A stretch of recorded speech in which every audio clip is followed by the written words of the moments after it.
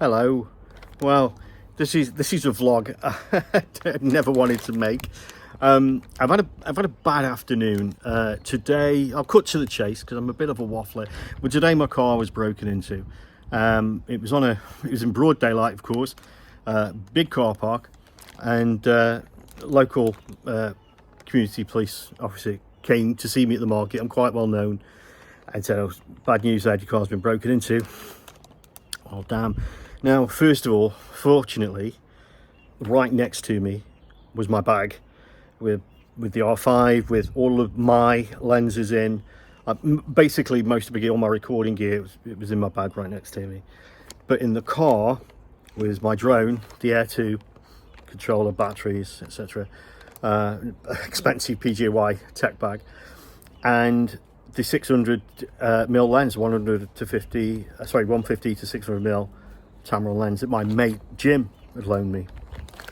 Now, there are some brighter sides to this story that I'm going to tell you, so it's probably worth just listening.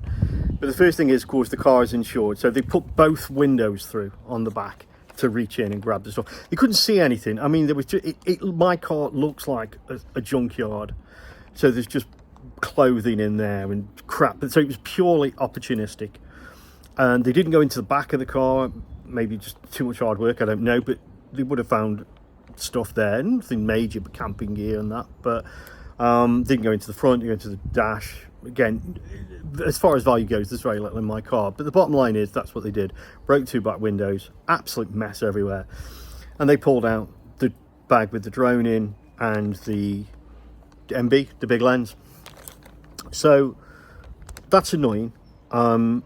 Fortunately, one of the things about people who steal at this low level, they don't do it because they're smart. Okay, you're not a low-level criminal with a PhD usually. You do the big stuff. So thinking that this person or these people are stupid, I immediately just went to the local trading places and immediately discovered that, yeah, they'd handed in this 150 to 600.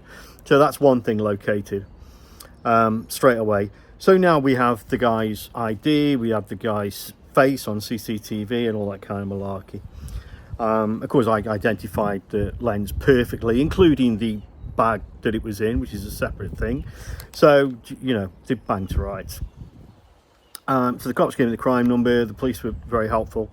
And I'm pretty sanguine about it. You know, now the other thing is none of this was insured.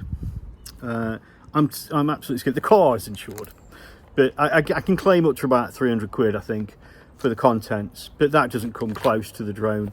That's going to cost me second-hand £1,000 to replace. I mean, I wanted a new drone anyway, I guess, but I can't afford it now. But so I'm just going to say, well, if I get 300 quid from the insurance, it's probably a little bit less than I would have got from trading it in, so I'm okay with that. My blood's just bubbling along nicely. I'm more angry that I can't use my car until the windows are fixed. That's really getting me. And the fact that obviously I tracked down the lens myself and then told the police, and they were very happy with that.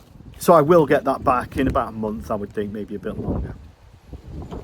But I think, so first off, if you can afford it, get your stuff insured, just in case of, I mean, in your car, okay, your car insurance can go up to a certain amount, but make sure that if you've got contents from theft and it's in your car, because you could be parked up somewhere, that it covers it, that you don't go up to like 300 quid, which is the default. You want it to probably be about £1,000.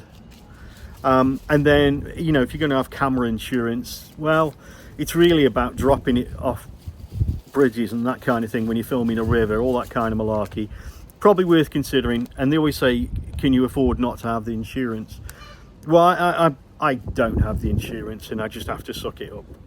But maybe something to think about. I never talk about camera. Who talks about camera insurance on a landscape photography vlog? But it's probably worth considering, and it might take a doofus like me losing his stuff to get you to think about it. But I want to also just finish this off with some good news, okay? It's not all complaining, which I'm famous for.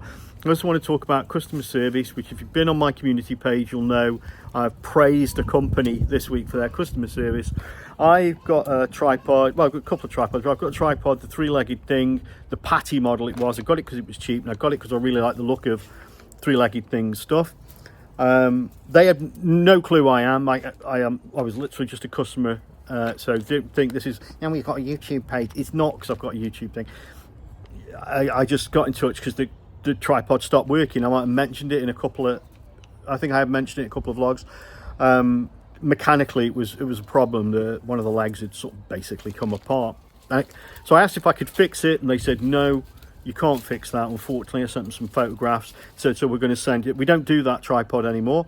So we're going to send you the new version of that tripod.